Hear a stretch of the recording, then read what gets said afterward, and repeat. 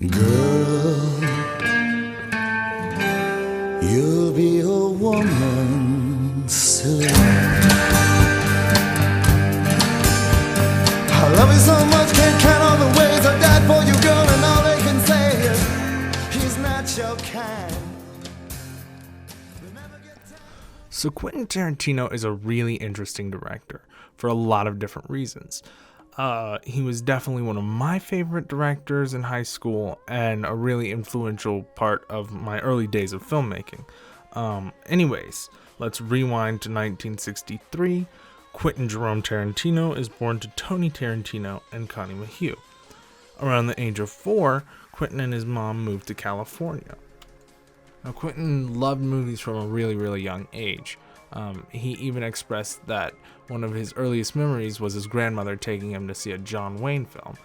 So let's just fast forward a couple of years. Quentin gets a job at Video Archives, which was a tiny store in a mini mall full of people that love movies. Now this is really cool because this was kind of like Quentin Tarantino's version of film school. This is where he kind of came into his own as a director, as a writer, and where he started making some of his earlier contacts. This is where he met Roger Avery, who helped write True Romance, Natural Born Killers, and even Reservoir Dogs.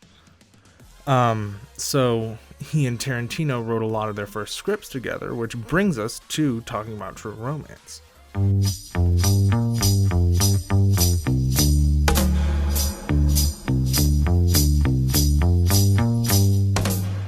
So True Romance was written by Quentin and Roger during their days at Video Archive. In 1990, Tarantino quit Video Archive to work at Sintel Films. Through a producer there, he was able to get the script for True Romance to Tony Scott. Now 1991 rolls along, Quentin creates his production company, A Band Apart, with Lawrence Bender. And 93 comes and True Romance is released. Now the premise for True Romance is pulled pretty much straight from Tarantino's unfinished short film, My Best Friend's Birthday. Entire lines of dialogue were basically copied and pasted. This is kind of interesting because we can compare them side by side. We're able to see how things changed and what an actual budget did for him.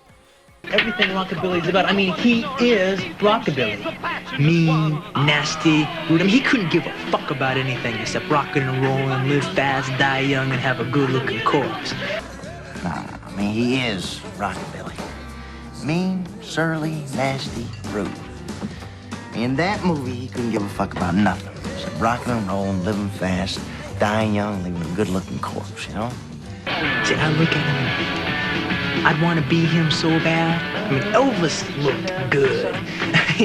I'm no fag, but Elvis was good looking. I always said, you know, if ever I had to fuck a guy, I mean, had to because, my life depended on it, I'd fuck Elvis. I watched that hillbilly and I want to be him so bad. Elvis looked good. Yeah, I ain't no fag, but Elvis, he was prettier than most women, you know? Most women. You know, I always said if I had to fuck a guy, had to, if my life depended on it, I'd fuck Elvis. I'd fuck Elvis.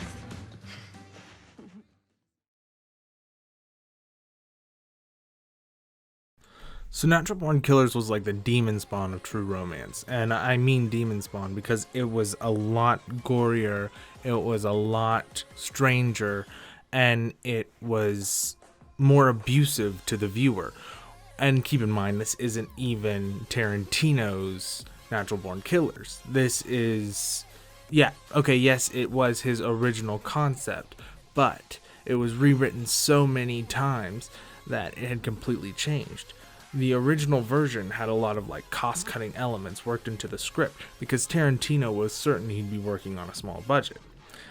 It called for a mixed medium of 16mm high contrast black and white film and digital video.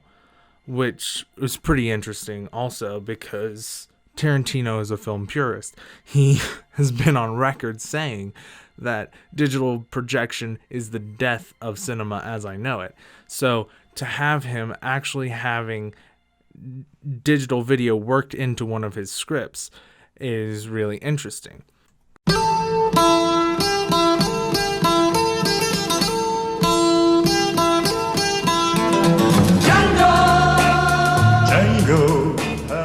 So it's around 1992. Reservoir Dogs is running the festival circuit, and Quentin keeps bumping into Robert Rodriguez.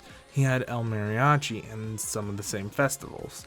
So after Reservoir Dogs, Quentin had already been signed up to work with Jersey Films. They had a distribution deal with Columbia, which was the same company that was producing Desperado. So Tarantino and Rodriguez ended up working 2 doors away from each other during pre-production of their next films. Eventually, Columbia dropped Pulp Fiction, claiming it was too demented, and it was picked up by Miramax, leaving us with the Pulp Fiction we all know and love today. But that's besides the point. Tarantino and Rodriguez had become friends. From there, they went on to make movies like From Dusk Till Dawn, Grindhouse, 4 Rooms, and those aren't any of Tarantino's greatest hits, but it's the deep cuts that make us fans. Well, that's it for this video, guys. The abridged rise of Quentin Tarantino. I really hope you like it. Leave a comment or subscribe. Check out some of our other stuff, and I'll catch you next time.